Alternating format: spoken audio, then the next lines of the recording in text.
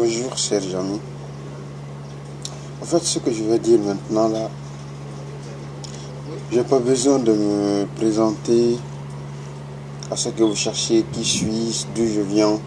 Ça n'a pas d'importance. Ce qui compte, c'est le message que je vais dire. Aujourd'hui, j'entends partout les pubs sur la vente des esclaves en Libye. J'ai été victime, j'y étais là-bas, c'est de là que j'ai passé. J'ai été d'ailleurs aussi vendu. J'étais pas seul, j'étais avec un ami qui est actuellement en Allemagne, du nom Barry, lorsqu'on partait à Jabrata. Et notre taximètre est parti nous vendre aux Asma Boy. Heureusement, Dieu merci, je suis là aujourd'hui.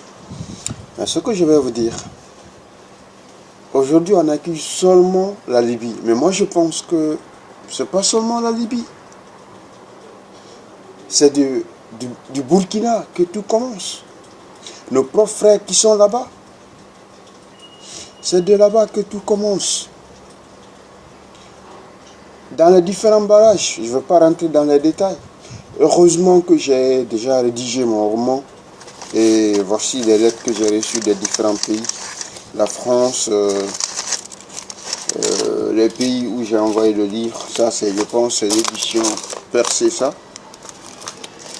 Toutes ces maisons m'ont répondu actuellement. J'ai fini de rédiger le roman en question. Malgré que le français n'est pas authentique, avec mon français de la Guinée, Dieu merci. Mais je pense quand même que l'importance, c'est le message que je vais passer. Actuellement, les experts sont en train de travailler sur le livre en question. C'est un roman. Au début, c'était jusqu'à 400 pages. Voici le titre, La chasse des migrants sur les côtes du Maghreb. J'ai rédigé. Quand j'avais fini de rédiger, c'était beaucoup plus nombreux les pages. Mais avec le conseil de certaines personnes, voici le roman, la première copie que j'ai faite ici en Belgique. Voici aussi le sommet. L'avant-propos du livre. Voici, ce sont les pages qui sont là. Vous voyez. Il y a le début, c'est départ, frustration du bénéfice de la prostitution, malhonnêteté des gardes de la frontière, voyage sur le désert, porte de l'enfer terrestre pour les migrants, la vie ou la mort, nuit du viol barbare, premier pas sur le territoire de violence, la vie des migrants à Gatron. Bref, c'est un roman autobiographique. Ça parle de moi. Ça parle de nos amis, nos frères qui sont morts lors de cette traversée. Mais Dieu merci, nous sommes là. Ceux qui ont perdu la vie, que leurs âmes reposent en paix. Mais mes frères, aujourd'hui on s'acharne seulement sur la population libyenne, bien sûr, parce que c'est pour elle que les gens y connaissent. On parle que c'était quelque chose caché, mais ce n'est pas vrai.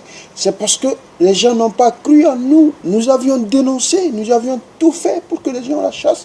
Ce qui s'y passe. Mais ils s'en fichent. Quand j'ai fini de rédiger ce roman, j'ai demandé à beaucoup de personnes, beaucoup de gens, j'ai présenté devant beaucoup de maisons d'édition. Mais ils ont dit, ah, mon frère, ces Africains, ils viennent chez nous avec leurs mensonges. C'est pas vrai. Mais tous les détails, je dis même certains consulats, sont dans cette affaire. Nous étions dans la prison. Au début, on nous a pris sur l'eau, on nous a envoyés dans la prison de Zabrata. Mais c'est ignoble ce qui s'y passe. Vous parlez aujourd'hui de la vente des esclaves. Mais de quoi les gens-là ont été victimes? Ce qu'ils ont vécu sur cette terre, jamais dans ma vie, je n'ai entendu. Bien sûr, nous avons connu assez d'événements que l'histoire nous compte nuit et jour. Mais les choses se passent maintenant même que je vous parle, parce que j'ai certains amis en Libye actuellement là. Vous êtes en train d'aggraver leur situation. un arabe, dans la mosquée même, il peut même attraper son nez. Quand un noir à côté de lui peut attraper son nez comme ça, ou bien il crache sur ton visage. Si nous revenons un peu sur la genèse de la situation, après le Burkina, vous venez vers le Niger, c'est là où tout commence, cette vente-là même, c'est là où ça commence. Soit le chauffeur qui vous embarque sur le désert, arrivé à Gatron, il vous vend aux gens là-bas, ou bien le chauffeur qui vous embarque, il vous prend, il vous emmène dans les prisons privées des Nadia. Parce que cette vente-là, vous n'êtes pas sans savoir que c'est nos propres frères Ghanéens, Nigériens, qui ont débuté, je dirais même, qui ont montré cette voie au peuple libyen. La seule personne que moi je ne peux pas accuser, ou les personnes que moi je ne pourrais pas accuser dans cette situation sur le sol libyen, c'est seulement les femmes. Que ce soit noir, le reste, que ce soit noir, que ce soit blanc, que ce soit n'importe qui. Même les ambassadeurs qui sont là-bas même. Parce qu'une fois emprisonné dans ces différentes prisons-là, vous allez voir un ambassadeur venir, ou bien un consulat venir. Quand on dit dans la prison 1000 dinars pour te faire sortir, lui, il regarde l'équivalence de 3000 dinars au pays. Il demande à tes parents de payer 6 millions ou bien 8 millions pour te faire sortir. C'est un commerce. Et nous qui sommes dedans, des fois, il arrive aussi. Vous n'avez pas, les parents n'ont pas les moyens pour vous faire sortir. Finalement, vous êtes obligé que ces militaires-là vous vendent aux chefs de chantier, par exemple, les gens qui ont des maisons de construction, vous vendez à ces gens-là. Et vous partez, vous travaillez pour eux 2 mois, 3 mois. Après, on vous libère. Ou bien, si vous avez la chance, vous prenez la tangente, vous fuyez. Tous ces détails-là, tous ces détails, je les ai racontés dans ce livre. Et je prie le bon Dieu que j'ai des soutiens, les gens pour me soutenir afin que ce livre que j'ai maintenant ici, j'ai envoyé à quelques experts. Même en Guinée, j'ai envoyé à quelques experts qui sont en train actuellement de corriger et de voir qu'est-ce qu'il faut.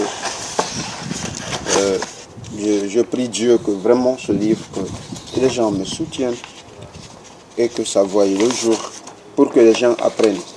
Parce que ce qui m'a beaucoup inspiré dans ce livre-là, mes chers, c'est qu'un jour, nous étions en cours de route pour le Campo. Nous avions été pris par les bandits parce qu'on a été vendu par notre taximètre.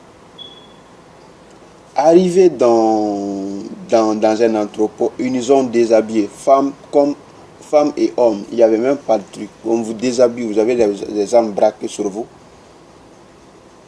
On nous a déshabillés tous.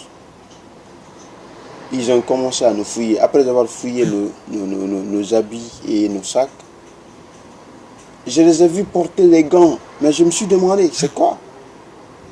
Quand ils ont porté les gants, ils demandent à tout un chacun de s'asseoir. Quand tu t'assois, mais j'étais perturbé. Ceux qui étaient devant moi, il y avait des vieilles parmi nous, il y avait des petites filles parmi nous. Mais j'ai vu ces gens-là introduire leurs mains dans les cavités humaines, dans les 2 cavités. Ils introduisent leurs mains. Je me demande, ils cherchent quoi? Ils disent que souvent que les gens cachent l'argent dans leur cavité. Je me suis dit, ben voilà, l'Union européenne ne va jamais voir ça.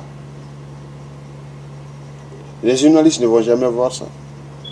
Et quand j'ai été à la prison aussi, il y a quelque chose qui m'a inspiré. Ces soi-disant écrivains et journalistes qui viennent dans les prisons pour demander aux gens de parler de leur situation afin que le monde sache ce qu'ils vivent. Avant qu'ils ne viennent, les geôliers nous mettent en garde. Si vous parlez de quoi que ce soit ici, après leur départ, nous allons vous tuer. Et c'est vrai. Tous ceux qui ont osé, qui ont tenté de parler de ce qui s'y passe, ont été tués. Soit ils sont morts sous les coups de fouet, ou bien soit on met une balle dans leur tête.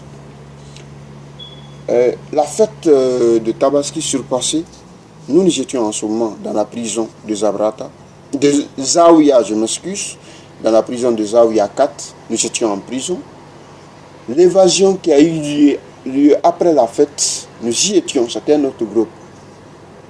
Quand vous partez même maintenant là, dans la prison de Zawiaka, vous allez voir sur une cellule, la porte d'une cellule, c'est écrit Guinée-Conakry. J'étais dans la cellule 7 avec nos confrères. Quand nous avions été embarqués sur l'eau et jusqu'à dans la prison en question. Les gens, le jour de cette évasion, supposons tous ceux qui ont reçu les balles ce jour-là, jusqu'à présent, leurs pères, leurs parents, leurs familles sont en train de se dire « Ah, nos fils sont actuellement en Europe », tandis qu'ils sont éparpillés dans les différentes charnières de la Libye. Donc quand j'entends certains présidents africains dire que nous allons interpeller ou bien nous allons, je ne sais pas quoi, dire aux responsables libyens d'arrêter les coupables. Les coupables sont partout, au Niger, en Guinée-Conakry, en Côte d'Ivoire, en Libye, partout. C'est devenu une gangrène partout. Tous ceux qui ont vu cette boîte-là, parce qu'il n'y a pas d'affaire en Libye. C'est la seule affaire pour les bandits, c'est la seule affaire pour certains Africains de s'enrichir. Et vous voulez quoi? Qu'on arrête qui? Qu'on arrête quelqu'un dans ça? Devant même un camp, vous allez voir les bandits, ils viennent assiéger leur barrage. On regarde, on vérifie dans les voitures s'il y a les noirs. On vous prend dans ces voitures, on vous revend. Et vous allez entendre Mouski le Zab. Kalamama Inta, appelez ta maman d'envoyer maintenant l'argent. Sinon nous allons te tuer. Et c'est vrai, ils vont te tuer parce qu'ils vont te tabasser nuit et jour. S'ils en ont marre, ils cassent ton œil. S'ils en ont marre, ils cassent ton pied. Ou bien ils mettent des balles dans tes pieds. Tout peut arriver. Ça m'énerve quand j'entends. C'est maintenant là que les gens se lèvent. Nous avions parlé en Italie, en Belgique ici, mais ils ne nous ont pas cru. Ils ont dit que ben, mon frère, c'est de n'importe quoi. Vous racontez de n'importe quoi, c'est pas vrai. C'est juste pour avoir les papiers. Eh bien, c'est pas vrai. Ils n'ont pas cru en nous. J'ai demandé à beaucoup d'associations de me soutenir afin que les gens sachent ce qui s'y passe. Mais personne n'a cru en nous. Mais quand j'étais dans la prison, j'ai tout le temps dit à mon frère Bari, un jour quelqu'un va se lever et il va dire il faut que ça cesse. Peut-être que ce jour est arrivé. Les stars en parlent aujourd'hui parce que les gens, ils entendent, c'est la voix des sans-voix. Nous sommes. Mais ça va venir. J'ai plein de choses à vous dire, mais je préfère être bref. Et je prie Dieu que vous ayez tous la chance un jour de lire ce livre. Ça vous donnera en détail tout ce qui s'y passe. Je vous remercie.